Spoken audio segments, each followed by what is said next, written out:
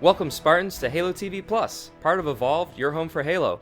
I'm your host, Oran, and on Halo TV Plus, my guests and I recap Halo's original television show, Halo the Series, and we discuss its content and unique canon within the Silver Timeline.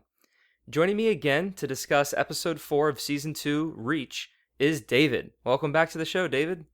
Thanks, Oran. I'm very excited once again to be speaking to you. Hello, everybody. Yes, we have a lot to talk about. We kind of restrained from saying some things in the commentary so we can lay it all out here on the analysis. So we are going to dive right in to kind of move along.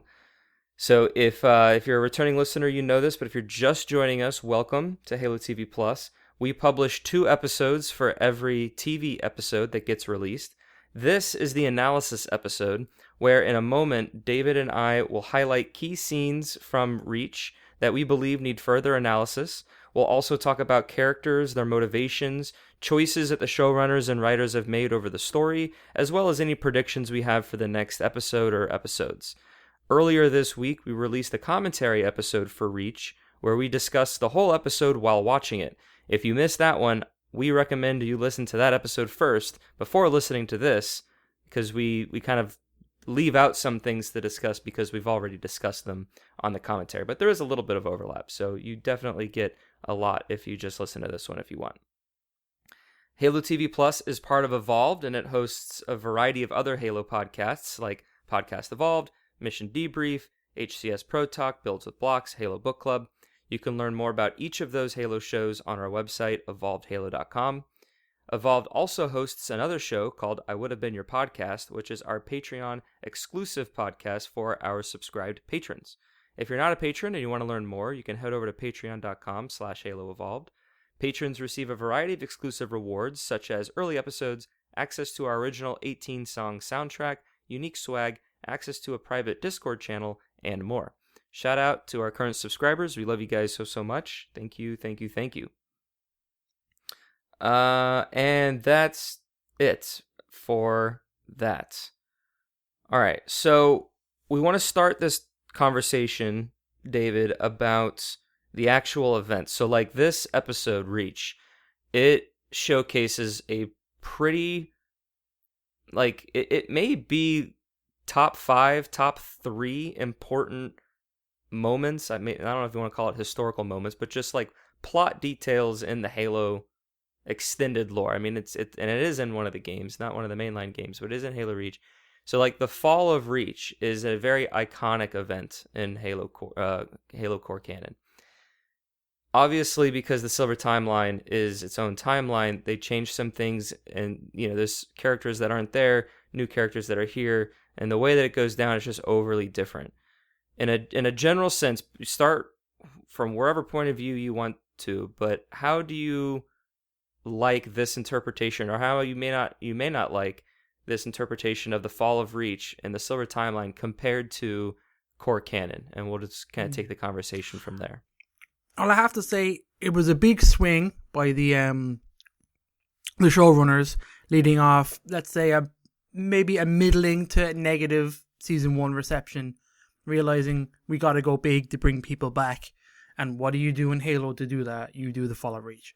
Because it probably is, like, even thinking about like all the games, and also like for whatever reason, it is the largest and probably, other than the core storyline, one of the biggest events, and kind of shapes everything else. I mean, we go back to it and we love it. You know what I mean? It's Bungie's last game that was very significant that they went back and did the fall of Reach. Like whatever you say about the mismatch of canon that happened from that, but you know what I mean, the discrepancies. Yeah. It was such a huge event. We all love it. This big sci-fi military planet that's like a significant presence for the human war effort, and then having it fall, the belief that because the war up till then was outer colonies, not the inner colonies. We're safe, the war doesn't exist here. Right. And then all of a sudden you have, holy shit, the aliens have found us. So it's a huge significant event, and obviously it's where the war, let's say, ramps up on a scale we haven't seen since. So they introduced kind of planets being glassed in season 1 and stuff like that, and you see kind of like how like the humans take that, and then you're like, then the fear of it becoming Reach. When they realize, you see Perez in this episode, like, she understands that, like, if Covenant are here, this planet's gone. There's nothing left. You can't fight. There isn't a fight. We're screwed. Especially because, FleetCom pull out, and you have that whole dynamic. And that's saying, like, how it's portrayed in this show, but I actually really, really like it. I think because it's different, but it's like it's got the same vibe, and I think the show has done a fantastic job. I think to win people back. Do you know what I mean? I mean, yeah. Everybody, as far as I can see, they're very positive on this show at the moment, which is great. It's what you want. Do you know what I mean? I'm very happy that the season is kicked off the way it has, and then them like taking, kind of setting up the doubts in John, like seeing Oni go against John Ackerson. He's such a wonderful character. I love how they brought him in, how they tied in his motivations to kind of being against the Spartan 2s and Halsey because of his sister, who was like a failed Spartan. I love that. That's awesome. And then you see his reaction with his father, like how he is cutting ties with Reach, realizing because of the analysis Cortana has done, that the planet, there's nothing to be done. The planet will fall. So he's like, okay, we have to cut our losses. He grabs, you imagine, the smaller artifact. Don't know why he leaves Cortana behind. That feels kind of a swing. Yeah, miss. That's something quite strange. Yeah, that is very strange to me, and I don't know if Ackerson is maybe dismissing Cortana. I think perhaps, yeah, of like core assets are taken off. Like the Spartan armor is taken, but he leaves Cortana. I mean, it was obviously a deliberate choice. Maybe it is he doesn't see her usefulness as anything great, or maybe he doesn't think the Covenant will invade Fleetcom as opposed to just glass the planet and not give a shit.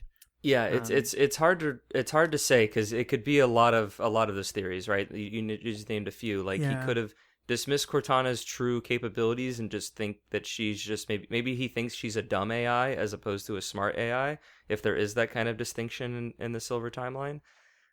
He may have cloned Cortana and took like the main part of Cortana, and whereas what the Covenant took is maybe a clone or like a subsystem of Cortana just to do like basic things for Fleetcom. Or yeah, maybe he just thought it was all going to be destroyed, and he wanted Cortana to kind of die with the Spartan 2s and everything else that was left on Reach, to kind of then start and rebuild his own, new world order, so to speak, of the UNSC and Fleetcom. So it'll be interesting to see if that ever gets addressed, because what I hope is not the case is they just lazily left her there just so McKee can take her and then do something else with. Like, I feel like there needs to be a conscious decision or acknowledgement of why Cortana was left, to then, because like if they don't really mention it again, then it's just like, okay, then yeah, she literally was just left because they needed McKee to take her to then wherever we go on with the story of what maybe McKee and them try to do with Cortana. Then I don't know. I see it could be like a plot hole if it's not addressed the right way. So that's definitely left me with, I think, the most questions after this episode is like, what are they doing there? Because does the Covenant in this timeline have a very anti-AI perspective? Do they even know what it is? How does McKee even know what it is? Because she didn't know anything about Cortana in season 1. Well, I think she knew a little bit, because like there was some scenes where when she was with Master Chief, like he was like talking to himself, let's say, so she may have some sort of general idea of what Cortana is.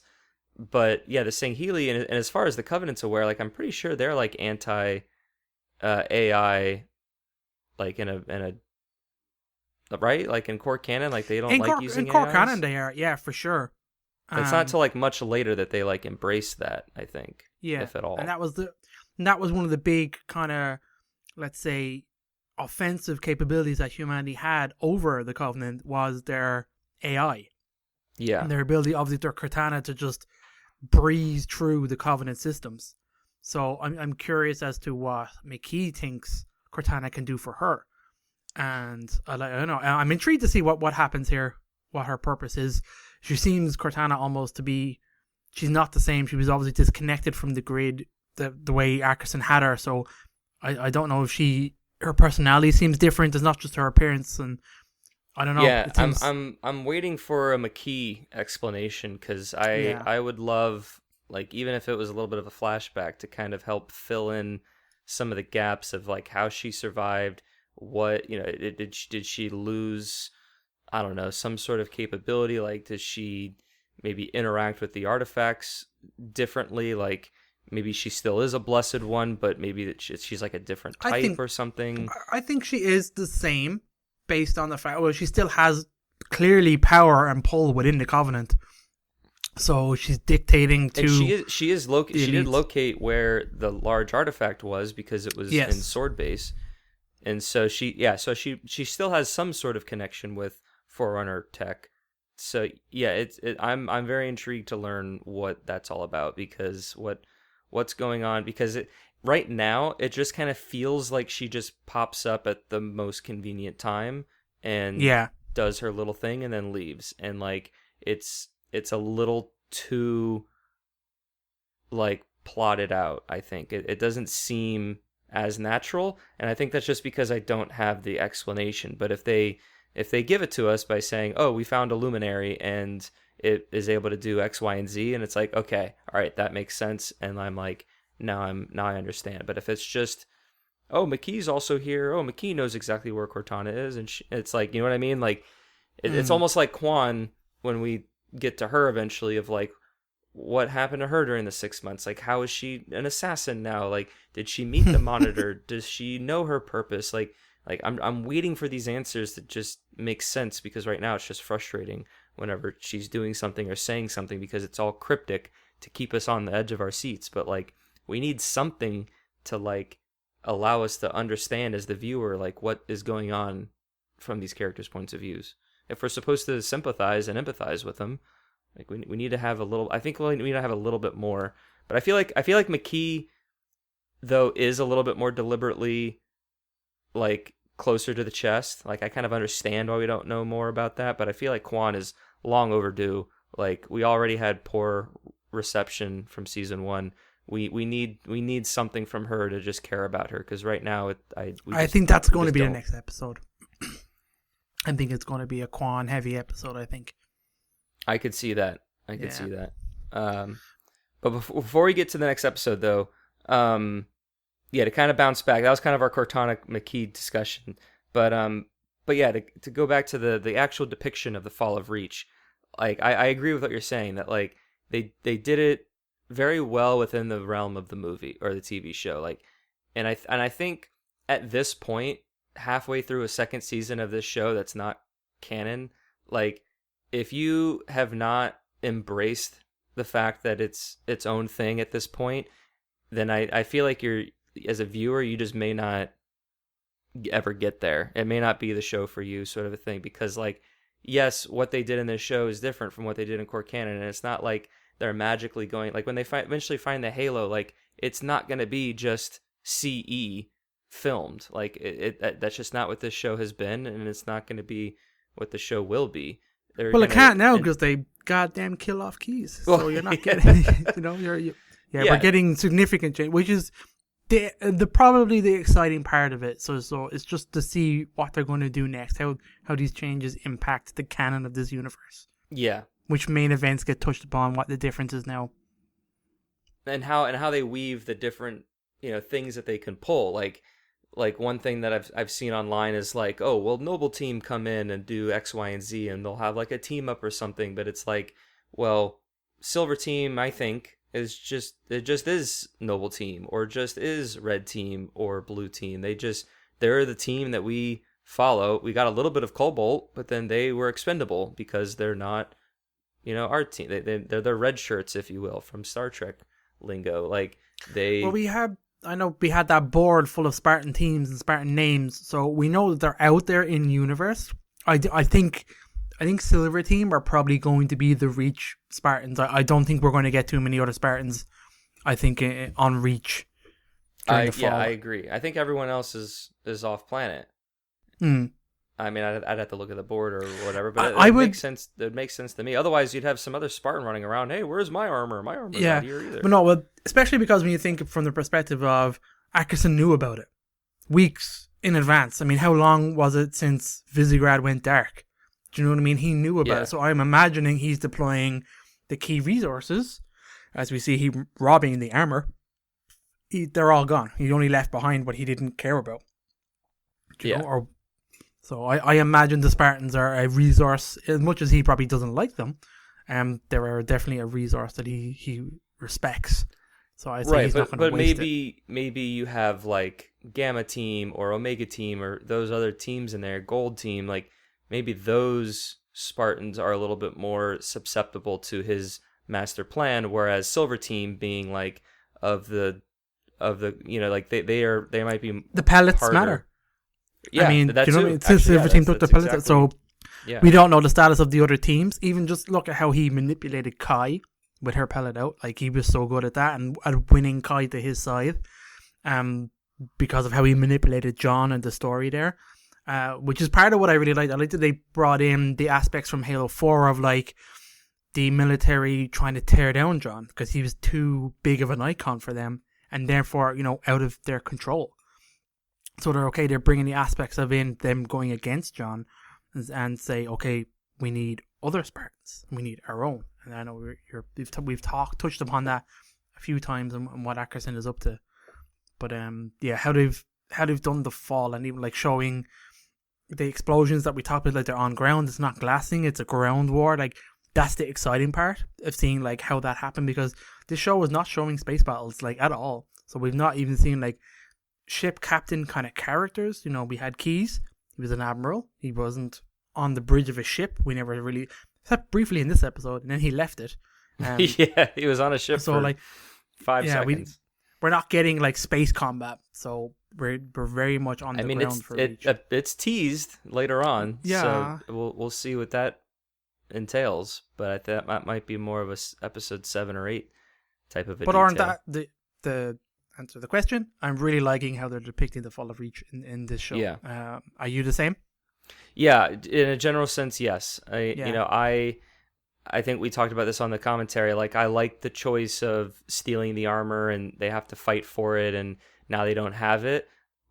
With an asterisk next to it, like, well, I don't want that to be the rest of the show. Like, I think that's a great, like, 1.5 episode obstacle and conflict that our Spartans need to then overcome, so then they can now get back in the suit. And you have all these little hurdles that they have to get over, and we keep rooting for them at every step along the way. But Halo is a guy in a suit, so like we need to, and with Cortana, like we also need Cortana to pair up with Chief again because that was taken away from us at the beginning of the season. So we need to get back to that point where it's Chief with Cortana in the suit saving the day by the end of it all. So I like you said as well, Perez being there with Chief to kind of give that civilian. I mean, she is in the UNSC, but like basically a non-Spartan's perspective of the atrocity that's going on, and to kind of help give some more of that perspective. We saw the mall life kind of just run away and get terrorized. We saw the shop owner with the antiquities and got a little bit of insight into what's going on there. And then on top of all that, we got, of course, the military side and the response and Key's speech and all that. And I think the way it's all being laid out, it didn't feel rushed, and it unfolded, I think, fairly naturally with what went on. If I were to compare it to season 1, we had that episode Reckoning, which I think might be a better action sequence than the finale of season 1. But my issue with Reckoning, though, is that like it kind of just happens super quick, and then like there's a little bit of a build up, and then it happens, and then it's just like over. Whereas like in this episode, like the threat is always behind you, and these characters like Halsey and Soren, they're just trying to leave FleetCom or leave the area, and like elites are there, and the building's exploding, and so there's this constant tension that's getting just pulled at this nice slow pace that I think is what kind of gives this Fall of Reach a little bit of a more impactful sequence that I hope they just kind of continue into later episodes, as opposed to just being one giant event it happens and then it's over. Kind of like Sanctuary, but like Sanctuary is not that good of an example because it kind of did its purpose to where it's like the inciting incident of the new season. They get in there, stuff hits the fan, shit hits the fan, and it gets glass and they have to leave. But like if that was Reach, that would have been bad. You know what I mean? Yeah, for sure. So yeah, all around, I'm excited. I think they did a good job, and I just want them to continue what's going on with it. I want to see a little bit more like Spartan action, with the suits and stuff. But I'm okay that we didn't get it in this episode, like I've already said. But that's kind of really the only thing I would say that was quote unquote missing from this episode was armor action, is what I'll call it. Hashtag. Yeah, I think they're teasing us. Yeah, we have to see them without it before we get it with them with it. Yeah. And I have an idea about how they do that. We'll talk a little bit. We'll talk in a little bit. Okay. Well, we had two major deaths this episode. One was definitely shocking. Another one I think was I saw a little coming, a few moments before it, but it was still a little. I wasn't expecting it. Well, in the previous analysis, you guys called the death of Keyes. You even said he's the most likely character to die. Yes, I did say that. I thought that he would be the most likely to die. I think we also mentioned that Lewis would die as well between Steve and I. Yeah, you did. You called out, but my point is that when there's that line, I mentioned this on the commentary episode. Like, I was like, oh, Keyes is going to be on the front lines with everybody. And I was like, okay, yeah, he might die. And then Chief goes, no, sir, you can't go to the front lines. We need you. We need you to have more speeches like that, and you need to lead us. And I was like, oh, okay, well, they're going to just save him, and they'll kill him off later. And so that misdirection, I guess, worked on me to then when he did die, it was still a surprise to me. But yeah. But in any event, to talk specifically about Keyes' death scene, I mentioned this on the commentary as well.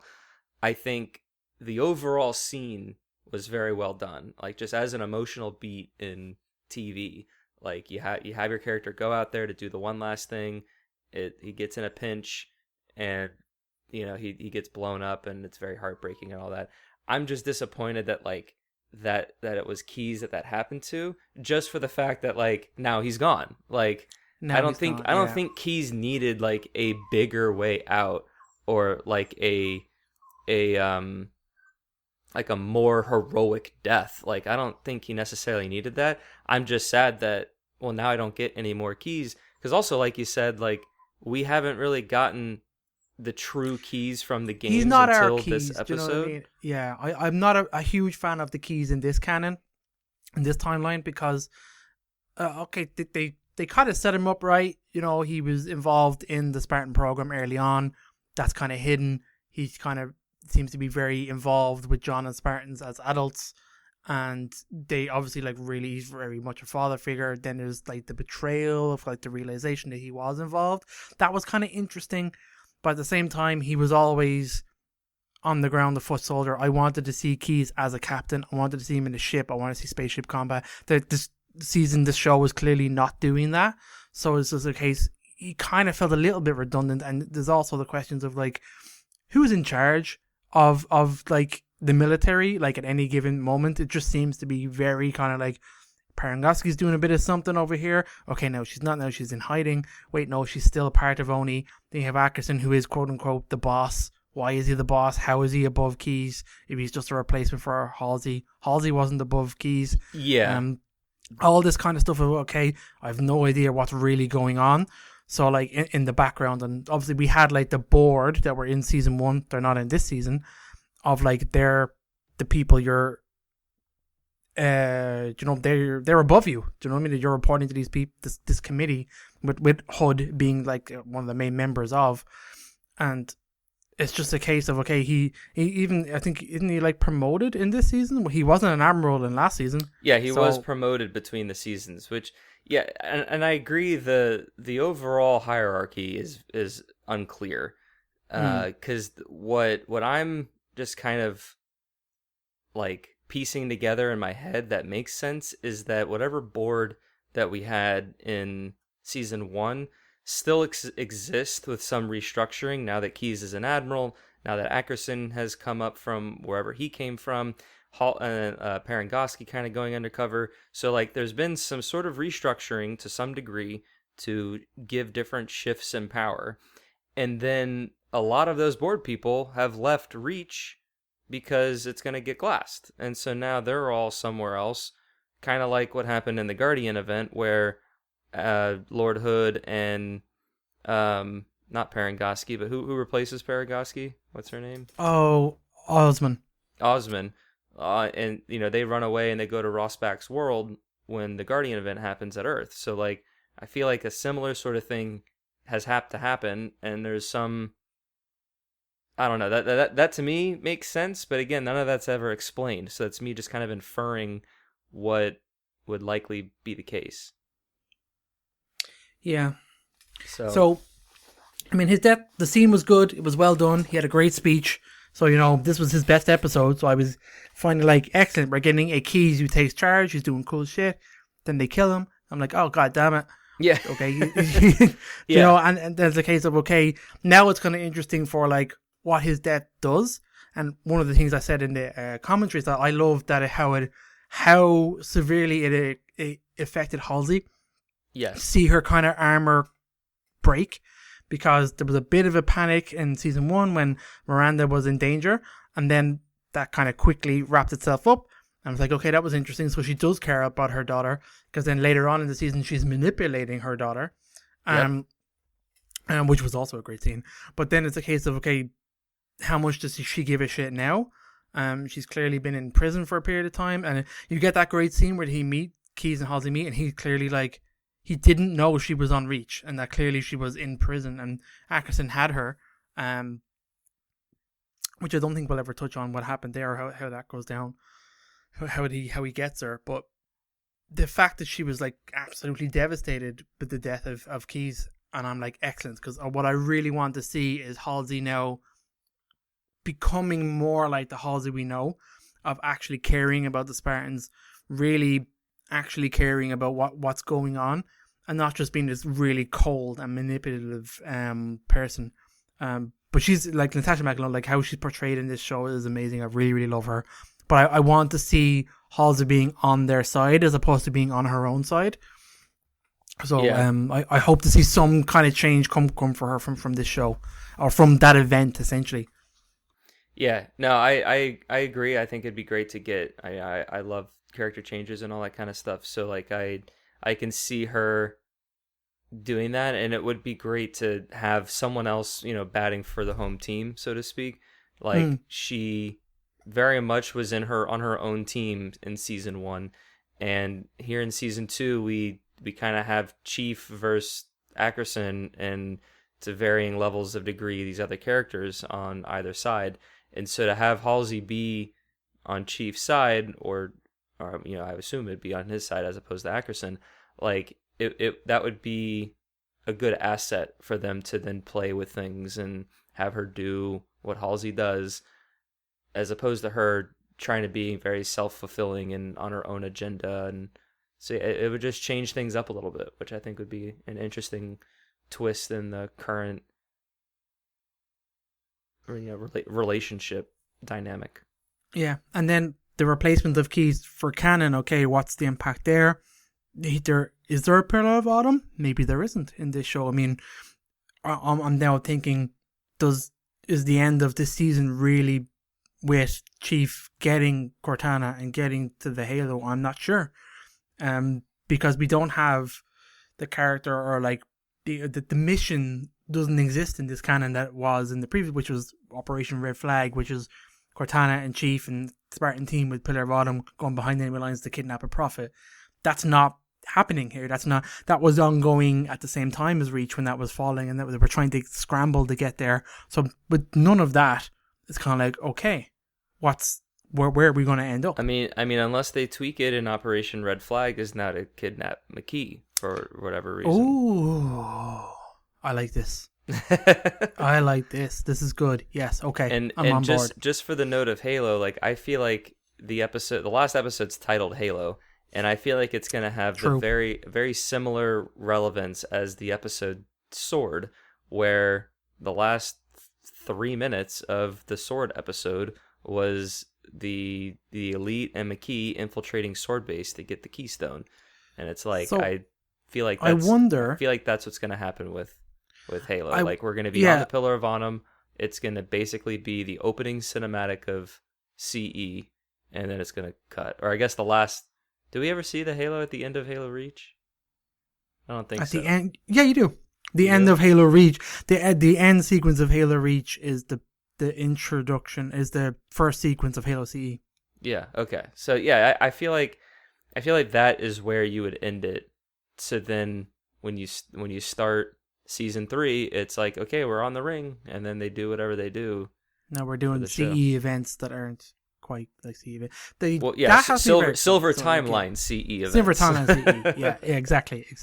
But then I hope to, because we're okay, kind of moving us along, maybe to say into the next major death of the show. We've the death of Vanek, which was a great scene. I loved how he died. Of like, I think in season 1 he said like about the needler being his favorite weapon, his favorite kind of covenant weapon, and like having him pick that up, shoot at the non-arbiter. Because we don't have his name off the top of his head. I think, or we probably find out this elite's name, but the lead elite that's with McKee getting shot and pulling out his own needle from his chest and sticking it into Vanek. Like, that was such a great moment, man. It was so cool. Yeah, it would. I'm. Part of me wishes that more than one needle was on in his chest to super combined. To But do it, yeah. aside from that, though, I agree 100%. Like it was unexpected for me. It I felt it. It hit hard. It was just a great sequence when you had John, Soren, Riz, and Vanek all fighting. Halsey's hiding because she is not a fighter. You have the Marines, you have the Jackals and the Elites. Like a great sort of like climactic ending, and then of course you have McKee show up in there, and that kind of had some drama as well. So yeah, his death, and then the episode ends a lot, like watching it again, it ends super quickly right after his death. Like it really Yeah, it holds on does. it, and then it leaves you with it. It's like, yep, that's what we're doing. And like, I felt like they did a great job. Like Vanek being like the comedy relief in episode 1 and stuff like that. Like how they opened up his character, I really really liked. So like it makes it feel even more devastating that he's gone just like that. I mean, Yeah. I like, I thought they did a fantastic job, and then I think his impact of his death will obviously be Silver Team, of how they're going to react to this. And I then mean, the this episode really is kind of the beginning of the fracturing of Silver Team, because we didn't have Kai, now we lost Vanek. Who knows what's going to go on with Riz, and we don't know what yeah, Soren, whether he suits up and he fights for Silver Team or not or whatever. Like, but this is the beginning of their crumble. yeah, I Yeah. think we lose Riz in this season. That's the way I'm kind of feeling it, because especially because they had her set up as like, what is she going to do outside of, which I loved her character development too, and they gave her 2 new friends who were going to help her out. They take them away very quickly, Yeah, yeah. so it's kind of like she's been absolutely rocked. I Well, think from her new character, and we get that scene in Visegrad where she goes to Lewis's house, and he's like, "What are you doing here?" And he's like, "Well, remember the other day you mentioned like what life would be not like being a Spartan. not being a Yeah, Spartan," and they kind of like smile at each other, and then it cuts, and like we don't know what the conversation was, but like we do cut at the very very end of the episode. They're just watching like TV on the couch, but like you definitely get a sense that like she's thinking about like what is a Spartan retirement, or sorry, what is another life, and there is some level of hope there, I guess. And that was then just completely ripped from her after she saw the boyfriend die, and then witnessing Lewis sacrifice himself to take out that wraith. And yeah, it'll be interesting to see how she emotionally takes it and grows from it or deals with it or whatever, because yeah, that was a thread that was developing that has now been kind of shattered to a degree. Or maybe not, maybe this is the push to then stop. But I don't, you could take it either way, because this could be more of a reason, well, we need Spartans to prevent things like this. So there's a lot of ways we can interpret that. So I think there's definitely a lot of character choices that Riz can take over the next few episodes. So I'm really excited for her. I think we're going to see her break down. I think it's going to be super sad, super emotional, but I think I think we'll see her kind of break. And that's my worry, is that we'll see her break, and then there'll be an epic sacrifice moment, I mean, for her. And it's kind of sad because but I guess we have to see the Spartans fall, you know, in this fight. This is where you would do it, is in the fall of Reach, you know? Yeah. No, this is, like I said, this is, if we're going to insert Noble Team, or take Noble Team's place, what happens to everybody? I mean, everyone dies except June. So yeah, sneaky June who runs away with them. Sneaky June with Halsey, or maybe is Riz with Halsey, Soren Halsey, who some of these people getting out. That's maybe. There we go. Maybe we touched. Yeah, like you said in the commentary, all because Chief's alone on the ring doesn't mean everybody just has to die. Yeah. But it's great to be in this position, though, to where it can go in any way. Like, because it's its own canon, the writers and Kiki and everybody, they can choose how to take it, and hopefully we just want it to be an emotional, impactful way of storytelling. But we can see they get to choose who lives and who dies, who lives on and does something else, or who is then remembered for what they did. So, yeah. Exciting stuff. Oh yeah. The last thing for Keys, going back to Keys, did that when he said he needed a light, do we think that was a Johnson reference at the end of CE where he lights the cigar? Kind of. Yeah. Did you get any of that? And when you fools got a light. Or I feel like there's something else that. Oh, you know what? No, No, I think it's a different homage. What's his name dies in The Departed that way. It's all coming to me now. Did you see The Departed with? I did, yeah, many years ago. But yeah, I've seen it. Matt Damon and what's his name? Leo. Leonardo DiCaprio. Leo. Yes. Martin Sheen, right before he dies, he says, "Anyone got a light?" And then he gets thrown out of a window. But I feel like even that was an homage to something. So I feel like that. I have to look this up. I think it's more of one of those. There's probably a movie moment like this where a character gets blown up with fire and he takes out a cigarette or something and asks. He's taking other people at the same time. That too, yeah. He is like, there is that kind of dichotomy as well. You're right. It's a tropey scene, but it's good. It's a way to go. Yeah. Yeah, I think it was well done. It was. Like I said, I'm sad that he's gone, but I didn't think they did it in poor taste. So it is what it is. Yeah. All right. Did we already touch on what's next for Silver Team? Not really, but kind of. Do you want? I guess what else do you want to touch on for that before we move on? What I want to say. What's next? So who is Silver Team? What we have left is John and Riz. We have Soren, our new buddy. But I know from you touched upon the Halo Declassified that Soren probably isn't sticking around very long. So what I'm kind of thinking of is we have Halsey, we have Silver Team, we have John who is hurt, we have Riz who is also hurt, still kind of recovering. They're in a very desperate situation, and we have Spartans with no armor, and as far as we know, the armor has been taken away off planet. I think Halsey is here now to provide us with armor. I think she has, if you remember, her lab has armor in it, and it's of an older style. So I wonder, are we getting an armor up moment with a substandard Spartan armor that they need to give either to keep John alive or to help him, kind of keep him in the fight? So I think we are getting Spartan armor. We are getting a gear up moment because we have to. They cannot have the Fall of Reach with Spartans with no armor. I know that maybe that answers. I mean, it makes sense at the beginning. But we have to see the Spartans gear up. So I'm thinking Halsey will facilitate that having her there. What can she offer now with the Fall of Reach? The last shuttle is gone that we think.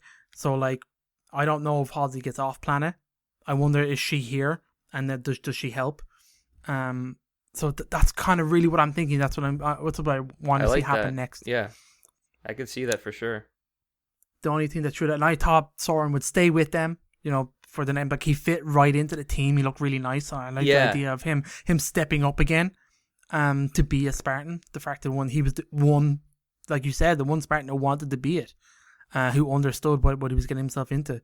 So I love the idea of seeing him step up. Yeah, but I do think I think his character though, and this kind of makes sense for what the very brief sneak peek we saw for the next episode. It makes sense to me that he would not stick around, and he wants to go and look for his family, make sure his family's safe, and then if presumably he links up with his wife, and she will tell him that Kessler's gone and is somewhere. Like, to me, that makes sense that he would go that route.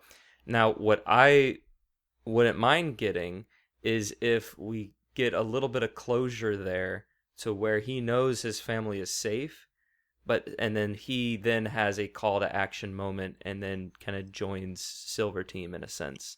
Comes back. Yeah, kind of comes back and does whatever final stand or whatever, and maybe he sacrifices himself, maybe he doesn't, but like, I can see that being more likely than him just, hey, we just fought like we used to, kind of like, let me stick around, because I think his priorities are still with his family. Yeah, I think that makes sense, and I would have thought he would have been here, but the fact that we have, the sneak peek has shown us that he's off planet, so therefore there must be a way to get him off planet.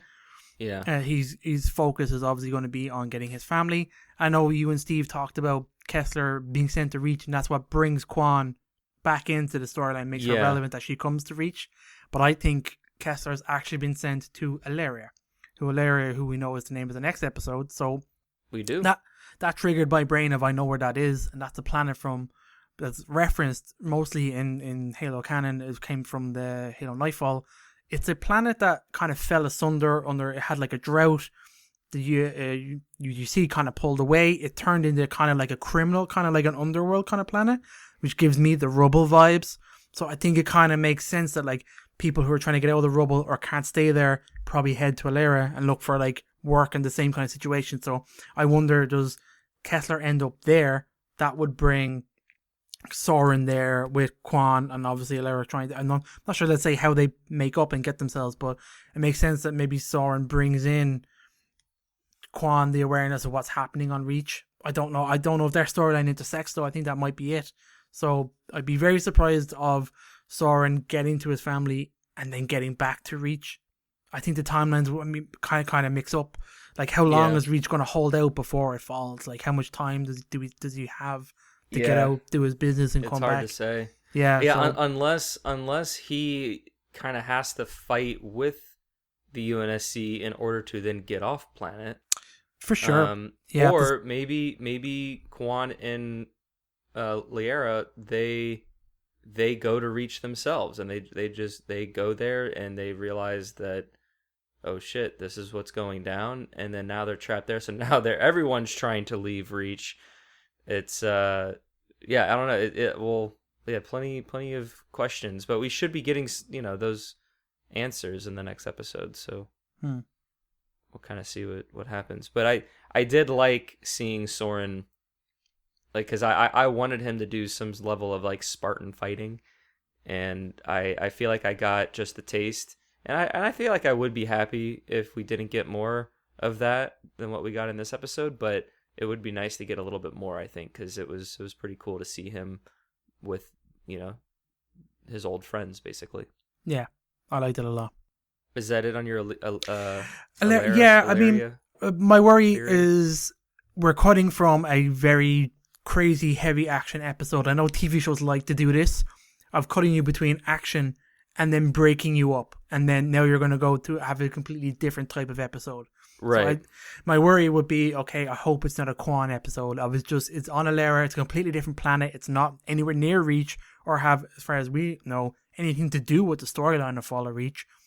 Yeah. Therefore, it's got to be the B plot of Kwan's storyline with Kessler, with Liara, with maybe Soren if he gets off. So we didn't get any of them in this last episode, so it's very likely that we get them. And if you look at season 1, we had Reckoning, which was the big fight scene. We actually did get some Kwan and Soren stuff on Magical, just very briefly.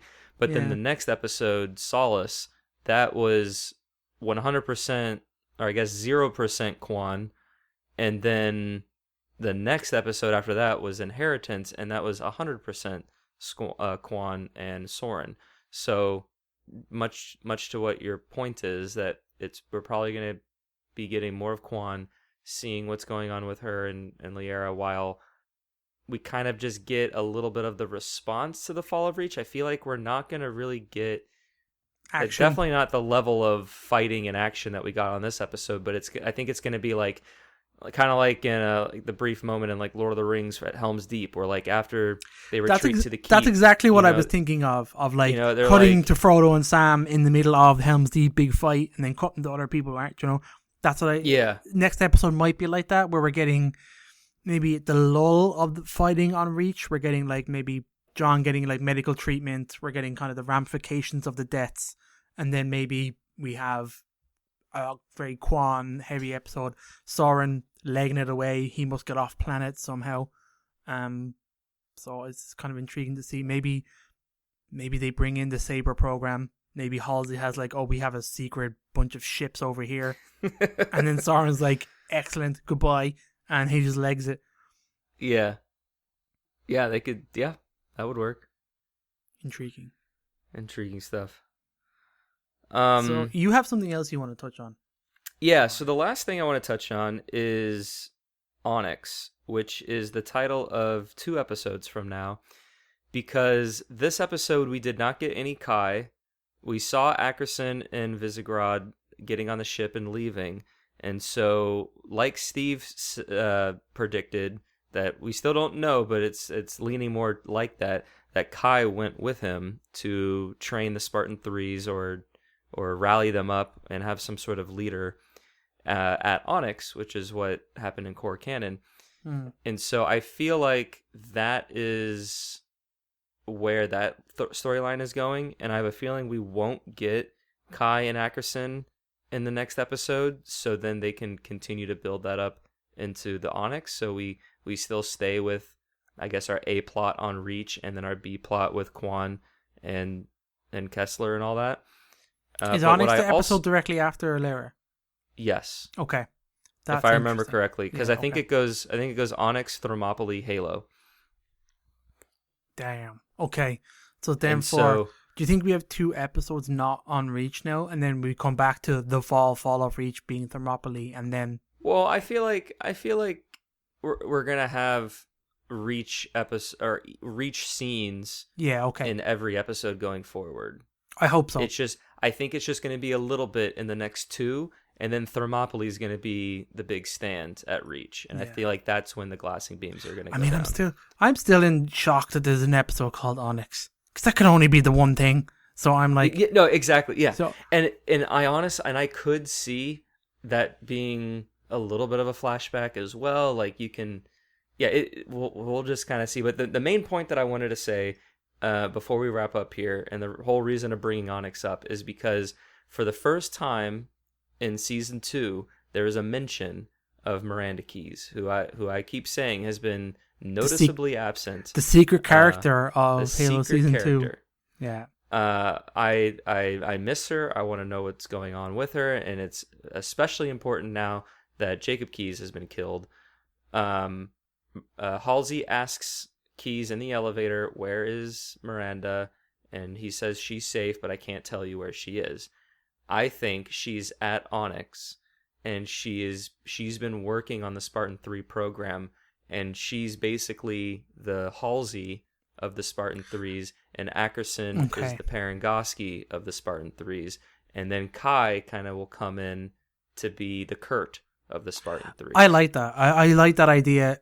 I think she's well, obviously I love the Kai manipulation of Ackerson, so I think he's definitely taken her off world. I believe she probably doesn't know that Reach has been fallen. I believe he doesn't tell her anything. He's just told her, okay, I have him. She came to him going like, put me back in the fight. And he's like, I have a job for you. She probably doesn't realize what it is until she gets there. And then he's like, this is now your job. See that. And then she has a relationship with Miranda already, which I really like. And the two of them make perfect sense for like making the next wave. I like that idea. And then being manipulated by Ackerson into like creating the next wave and it being under his control and stuff like that. I love that idea. I have one last question for you. Do you think that they know what Onyx is yet? Or do you think that gets discovered later? Do you think Onyx is just a planet that they don't actually realize it's a shield world? Oh, man, I don't know. That's because they could take it in. I hope they keep the core canon of it all, that it is a disosphere and all that. And I they don't feel know. like it would be better if they are just now discovering it. Yeah. Like, I feel like they've already have Forerunner artifacts, and maybe that's what Miranda's doing. Maybe she has nothing to do with the Spartan program. But she's over there instead, on she's looking at the shield other world. artifacts, and she's trying to look at those artifacts that they found. And so they may not know what it is when we, the viewer, enters the story, but they've been there at most 6. Well, I guess actually they could be there longer than 6 months. So I guess that's a moot point. But I think how I would write it is when we, the viewer, get introduced to Onyx, there's a military presence. We have all the Spartan 3s being trained and all that kind of stuff. We have Miranda and her division of scientists investigating what they don't know as Forerunner artifacts and learning what those are. So then when the viewer comes in, it can be like the day that they discover what the Forerunners are, or something like that. Like because that's what like when we enter the story in season 1 with Chief, like that is us coming into him discovering the artifact. And that's like, we don't come in any earlier to the story where it's standard operating procedure. We come in when things change. So I think we come into Onyx when things start to change and they start to learn what Onyx really is. That's how I would interpret or introduce that. And then since it is later in the season, you can give it some mystery that leaves you on a cliffhanger to then explore in season 3. Cool. Yeah, very exciting. Can't believe they're doing Onyx in this season. Crazy people. So, yeah, exciting stuff. Well, I think that's it. Is there anything else you want to touch on? Any last crazy theories, or did we miss any characters? I think we hit them all. We hit them all that are alive and well. Yeah, I think Perez, maybe just like her, where she goes from here. I'm not sure. She doesn't seem to have. Perez. We didn't talk about her. Yeah, I'm not where these refugees go. Maybe maybe they end up at a lair. I'm not sure, but what happens there? I think she goes to Onyx, and I think she becomes a Spartan 3. I would like that. I would like to see her progress. That'd be good. So this is bringing back something that you said in the very beginning of the commentary episode, that you kind of feel that she doesn't really have a purpose yet. I think this would then give her that purpose. She becomes a Spartan 3, and then she can be like a Lucy type of a character, and they can build her up for something greater that then leads into the next season. But I feel like that's a way to make her character have more of a purpose, as opposed to just kind of being effectively a featured guest star for every episode for this season. Well, I think the fact that they've taken her off Reach she's kind of then served her purpose, which was to be the foil for John, for like, you're a human, this is your planet, your family was literally murdered, your planet's about to be murdered. So like how you feel about it and seeing how you interact with John, an emotional Spartan, was interesting, was good, because you needed that. But you've now sent her away. John no longer gives a shit about her. Great, she gets the coin, like, but he doesn't care. And then he's concerned with now the Reach, but she is now off, and you imagine, quote unquote, safe. So like, they have to have something for her to do, and I like the idea that they do that. Maybe Ackerson sends out like a kind of a call for like, hey, do you want vengeance for Reach? Do you want to like sign up today and become soldier of the future or whatever? Like, I think that'd be cool. He goes to like recruit from like the Reach refugees. Yeah, because think about this, like, because she, much like Ackerson now, like, she now has nothing. Like, her home is Reach. Her family was there. Her life was there, and we saw it getting destroyed. And then she leaves, and there's that shot of her kind of looking back away from the space in front of her, and she's kind of like looking back towards the camera, almost as if she is like looking back at Reach as she is flying away from it and leaving it behind. A lot like how Ackerson did when we last saw him. He was kind of looking past camera to the back of the ship as he was leaving Reach and leaving everything behind. So I think it gives her motivation to now do something, because it's like, yeah, she now has nothing. What does she have to fight for now that she doesn't have a home or a family or anything like that? And maybe Ackerson does his manipulation thing, and he's like you just said, you want payback and all that vengeance or whatever, join the Spartan Threes. But it could be a little bit more, it could be deeper than that, and that's where she then finds her new purpose. Maybe she sees the Spartan 3 program to acquire similar traits to what John has. Maybe she wants to be more like John after spending some time with her. Maybe that's something that gets explored. I don't know. Or maybe her and Kai, get friendly or whatever, and she sees something in Kai. Like, I think that, there's a lot of, if they bring her to Onyx or bring her wherever Kai and Ackerson and the Spartan Threes are, I think that has a lot of interesting play to kind of just have and play around with her character. Well, if they don't do that, then I don't want to see her again. Like, I don't think, I don't need to cut to her anymore from the show, to be honest, because, like, we have so much going on now that if we're cutting from Reach, the fall of it, to another planet with the other side characters, some of them not the most popular in the show, I don't think you need to cut to a third. She would effectively be a fourth thread if she's on her own. Yeah, because you have Ackerson, Kai, and maybe Miranda over in Onyx. You have the Reach crew, and then you have Quan and Kessler and Liara. Yeah. So, like, those are like your A, B, C plot, and I feel like either she's just gone, and that could be the last we see of Perez, and I honestly would be okay with that. But if we do see more of her, she needs to attach herself to one of the other two plot threads, agreed, since she's leaving Reach. So otherwise, she's just going to be with all these civilians and looking after them? Like, that's not interesting. Yeah, and there's nobody else on this ship who could be, like, if she was there with Keyes, okay, maybe. And maybe he does some crazy cool stuff in orbit, but, like, that's not a plot line. Do you know that's what I where mean? I kind of thought it was going, to where she would be like a protege for him, or like something like that, like a partner in crime, number two. But that very quickly went away when he was like, "I'll be right back." No, you won't. No, you won't. So but if that is the last we see of Perez, then I do think you're right that she kind of did fulfill her purpose as being kind of a window character for Chief, which is a little disappointing that she didn't have more of an impact. But that being said, I think it's fine. But if you keep her around, I feel like you got to go Spartan 3. Okay. All right? Ooh, yeah, okay. I think, yes. Yeah. Because this is also the same, more or less, plotline that created Vale. So you have Perez, who understood Sangheili. She translated that message. Kind of like what Vale was doing. Vale was evacuated from her planet as it was being glassed and watched it glassed. Kind of like what Perez is kind of doing, and she was sent away with her parents and stuff. So, or did Vale lose her parents? I can't remember. So, and then obviously gets recruited, becomes a Spartan. So I wonder, does Perez, from the perspective of maybe understanding Sangheili, have a little bit more to offer the universe of this canon?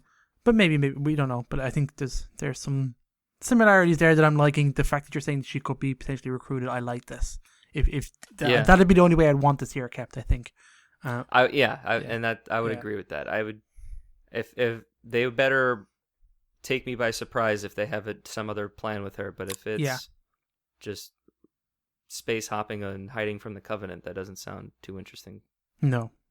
That's kind of what we got with Quad, where she just was hopping around magical, trying to avoid Venture, and we all know how that went down. Ooh, secret best moment of the show: they killed Madrigal off screen. I like that. Oh yeah, right? Yeah. Wasn't that great? Well, actually, yes and no, because like they did leave a tiny little thread to keep Madrigal interesting with the monitor and the idea of a portal. Yeah, that's true. But like, but then they blow it off. Yeah. So again, what I think I want the most is a reason to like Quan. Like I need answers.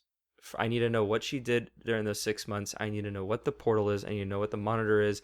I like that very brief scene in the last episode where she was like, my entire family of generation has sworn to protect Madrigal and I failed. And she has this huge weight. I'm like, yes, that's like the one bit of character we've gotten from Quan the entire series. I want more of that, and we haven't been getting it, and it's been frustrating me.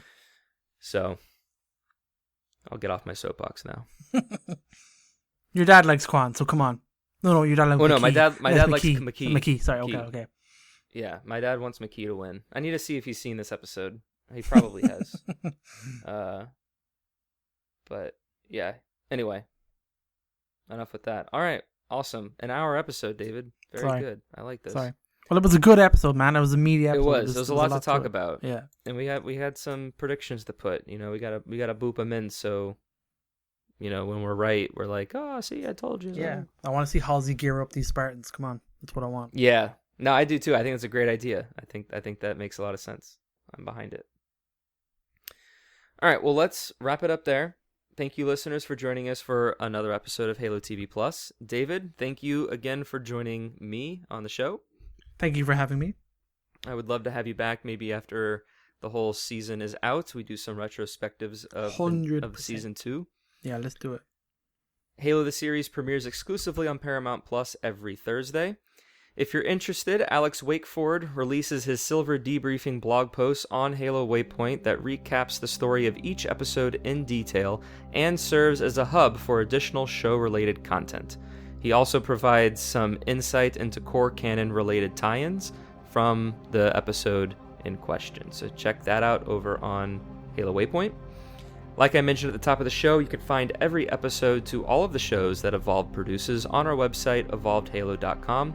Don't forget to check us out on social media. We have Facebook, X, Instagram, YouTube, and TikTok. Once again, another special shout out to all of our patrons for supporting Evolved and making all of our shows possible. Head over to patreon.com/HaloEvolved to learn more. If you like this show, rate us and leave us a review. We greatly appreciate all the feedback we receive from our listeners to improve the quality of our shows. And you can leave us an email at podcastevolved@gmail.com or a voicemail on our Google phone number 205-EVOLVED, which is 205-386-5833. Let us know what you've been thinking about these first 4 episodes of Season 2 and just Season 2 as a whole. Maybe pop some predictions down in there. We should ask the Discord as well. We should get some community input on what we think of the show. What we think about time in the next episode. But until next time, I've been your host, Oran. Evolved! Evolved!